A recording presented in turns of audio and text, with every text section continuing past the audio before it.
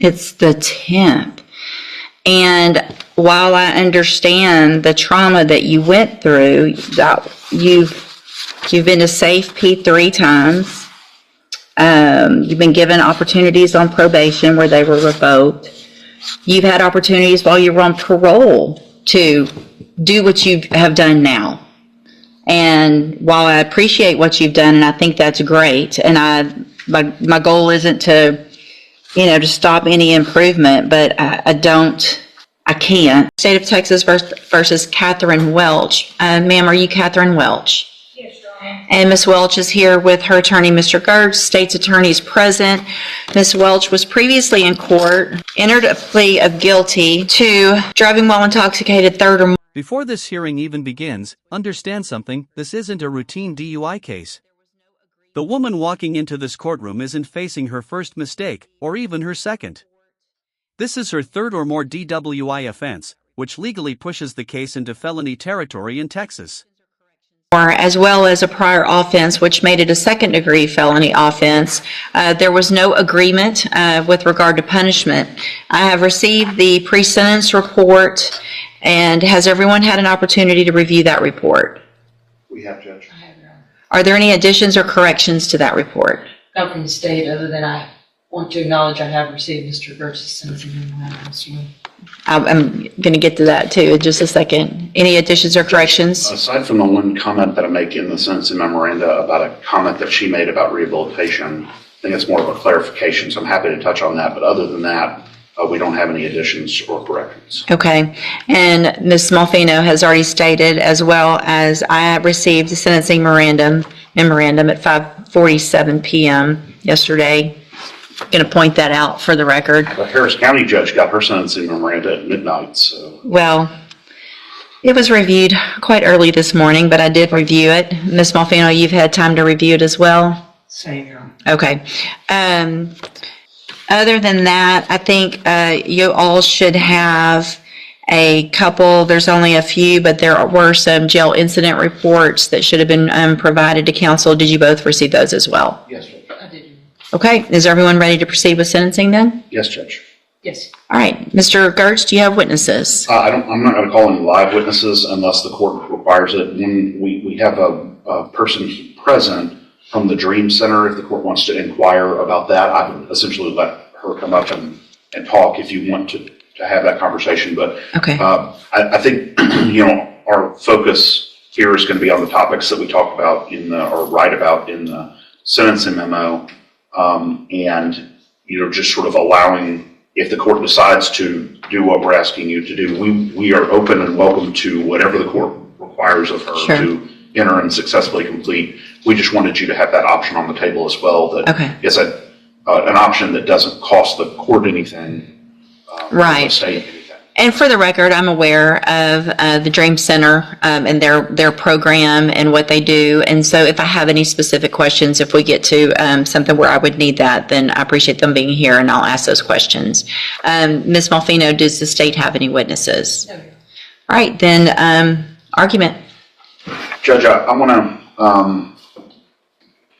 I recognize this is a unique case and a unique ask that we're making here. This is not something small that we're asking the court for.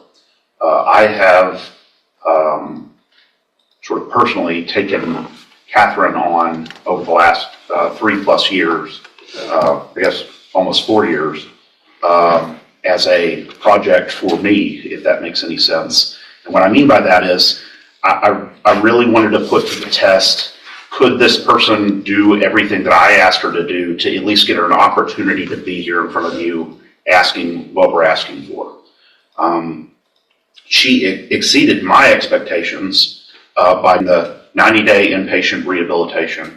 And while she was there, she started to explore with her counselors and her therapists there some of the underlying issues that went beyond just physical addiction, but actually had to do with her mental health and some of the things that she's experienced in her life. I'm not going to detail them on the record, but the court is aware of what those things are.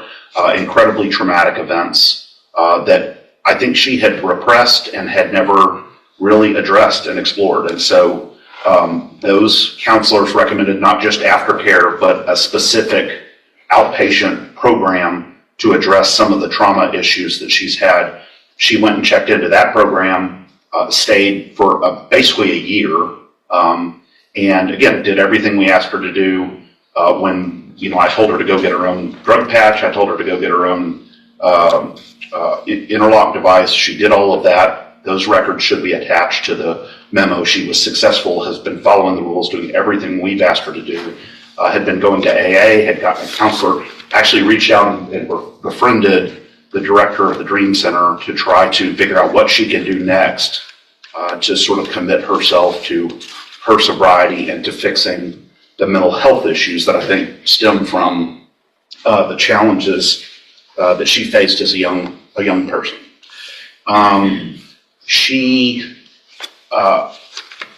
Sometimes it's easy to look at one side of the ledger, the rap sheet or the criminal history, and think that defines this person. What I have been fortunate enough to do is to really dig down and get to understand her as a human, and see that all the progress she's made, all the effort she's made, and see what she's done well and all of the problems that she's been addressing well. She's obviously very anxious about this day, but we've been looking forward to this day as well to be able to present that. And I want to go down on the bottom of page 2, address what I was talking about in the CSI. So that I'm not saying that this wasn't the words that came out of her mouth, but when she was asked by one of the examiners in the probation report, she felt she needed treatment. She said she didn't feel like she needed treatment. She wasn't opposed either. I want to clarify what we mean by that. And I say this here, but what she would say, I think, is she did 90 days of detox rehab related treatment, has continued aftercare, has continued mental health care. But in terms of going to a program that is specifically targeted at people who are currently using or currently intoxicated, I think she thought that wasn't the direction that would be ideal. She will do whatever you want her to do, but I wanted to explain what that comment means. And so, because a lot of times, as you know, Judge, private rehabilitation programs will just reject you if you've been clean for 3+ years, as she has. And so they just won't even accept you at all. So I think that was just a misunderstanding or a miscommunication between the probation officer and Katherine. But nonetheless, she's willing to do whatever the court chooses here. Additionally, we've been in contact with her current parole officer. They are willing to keep her on parole instead of revoking her, depending on what the court does here. And so that was encouraging as well. I think we had the same kinds of conversations with them about her recovery and about her efforts. And so I think that was an encouraging sign from them. And then finally, Judge, you see, we didn't want to focus too much on support from the community because, again, this isn't just a run-of-the-mill case. This is a different focus. But she is married. She has a family. She recognizes the impact that all of this has had on her family and her relationships, the strain it has put on her husband, both financially and also emotionally. And she accepts responsibility for that and is asking the court to consider this extremely rare position that we're asking the court to take here. Obviously, if the court would like her to address the court, she is happy to do that, or I'm not sure how you want to proceed on that. Okay, thank you. Ms. Malfino? Judge, I don't envy the position that the court is in this morning. I do take very seriously the comments of Mr. Burks. I take him at his word for that, and I hope that all of those things are true. It's difficult for me as a representative of Jefferson County and the state and the citizens that work on the roads every day to stand up and say I agree with probation, but I don't disagree with the things that Mr. Burks has said and the information that is in his sentencing memo. To play the other side of the coin, does it suggest that she received the benefit of the doubt already by me waiving the habitual status that she could have been facing based on her number of priors? Does it seem in good conscience that I can say I ignore all of those priors? Absolutely not. But obviously, we have seen that her multiple trips to the penitentiary have resulted in no change of behavior until hopefully now. Listen carefully to what the prosecutor just admitted. This is actually rare in criminal court. The state isn't aggressively demanding the harshest possible punishment. Instead, they're acknowledging the defense may have a point that Welch has made progress in recent years. But prosecutors have a responsibility that goes beyond sympathy. Their job is protecting the public. So now the judge faces a classic sentencing dilemma. For years, and I do sympathize with Ms. Welch as an individual. Again, it's hard for me as a district attorney, assistant district attorney, to say that I concur with the punishment being probation, but I don't, again, disagree with the comments that Mr. Gertz has. We've had multiple conversations about this case. I know he's worked very diligently at it. I don't really know, Judge, and that's why it's before you, that putting her in prison for 20 years and her getting out in 2 versus an extensive probation period where she can continue the recovery she's been doing is a better option. But again, I don't know what is in the best interest of public safety. Unfortunately, none of us do. So I would defer to the court's wisdom and whatever you think is appropriate based on the volume of information. All right, thank you. Anything else? You like to say something, Judge? Your Honor, I just want to say that the past was fueled by drugs and alcohol. I take complete responsibility for that. I did not know from very young when things happened in my life that it could have been, some of it could have been treated and stopped earlier if I had gotten help for my mental health. That, after I received this DWI, that helped me get myself to a place that I could go into a treatment program and deal with some of those past traumas. In the past, I didn't. I medicated and drank to just forget about the pain, just numb myself out. I didn't know how else to deal with that until when I got on my mental health meds, and I have bipolar, I have PTSD, and my mind back then was very chaotic. And I just want to say, after I had my mental health meds, I was able to go through treatment at Santa Maria in Houston, and that place really saved my life.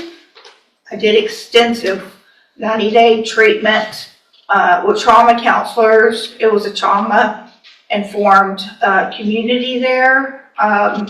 And also, when I completed that, I worked an outpatient program, but I still lived on their facility. I went to the sex trafficking and recovery program, and I was in that for about 8 months, where I got the state paid for the counseling for trauma still. And I just worked really hard in that. I got a job while I was in there. And then once that program was over, I moved to a sober living facility in Oxford House in Spring, and I worked there until I felt like I was strong enough to come home and do what I needed to do. And I was in the complete program for right at a year. And I'm sorry, I'm very nervous today, and I know that my past record is, like Brian said, atrocious. But you know, the things that I had to deal with within myself from when I was a little girl, those are things that you don't go to prison, even in their programs there, that you don't talk about. It's just, you just don't. And I'm asking you, please do not send me back to prison. I want to I have moved forward in my life, and this year that I've been in jail, has given me, more time to think and know, that I am definitely headed in the right direction. I have a sponsor, I attend AA at home. I had moved on with my life as far as I could with my sobriety. I mean, I knew this charge was out there, and I think I made some really good choices with my Mid-County AA friends. They've helped me a lot, and I am open to anything. I will abide by all the rules, and do anything that's asked of me. And I think, I know now that I'm responsible and capable of taking care of my business and my life. Thank you. So, Ms. Welch, Ms. Malfino probably said it yet best, and I get this often, and they don't envy my position, and this is the worst part of my job. But I worked hard to get here, and it's my job.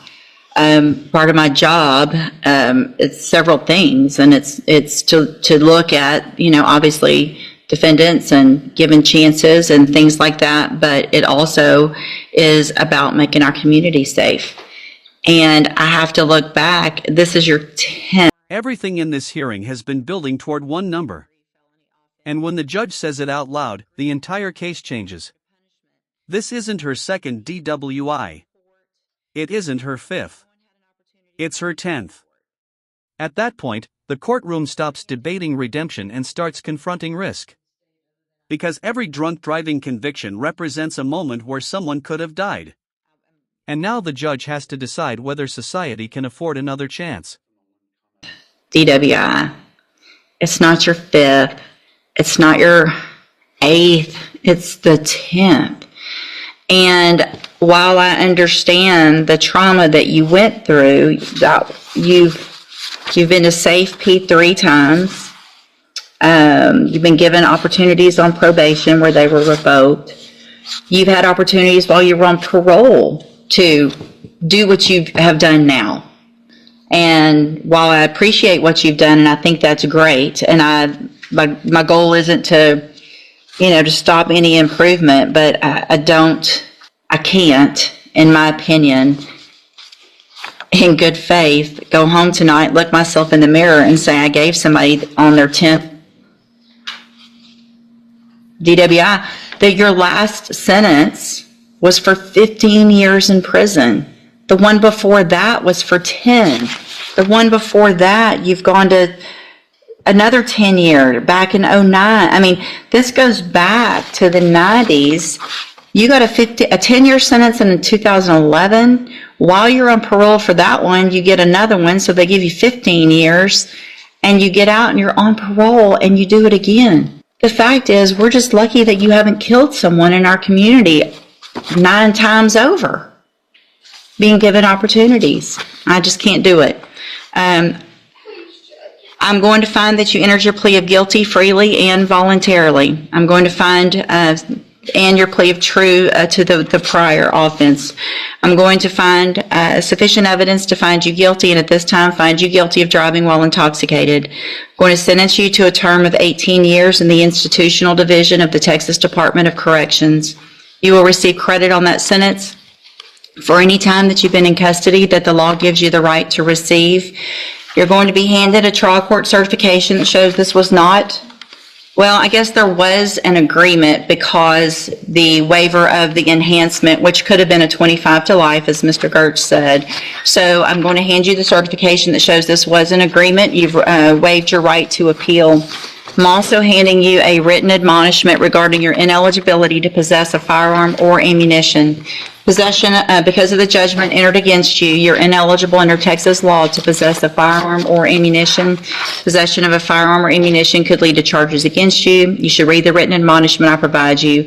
If you have any questions about that, you can talk to Mr. Gertz. And Ms. Welch, I take no pleasure in this. In the end, the judge made his decision based on one overwhelming factor: pattern. Despite rehabilitation efforts and emotional testimony, the court couldn't ignore 10 separate DWI offenses and multiple prior prison sentences. From the judge's perspective, the risk to the public simply outweighed the possibility of another second chance. So Katherine Welch was sentenced to 18 years in prison. Cases like this raise one of the hardest questions in the justice system. At what point does rehabilitation stop being enough? And when does public safety have to come first? If this courtroom moment shocked you, hit like, share your opinion in the comments, and subscribe for more real courtroom breakdowns.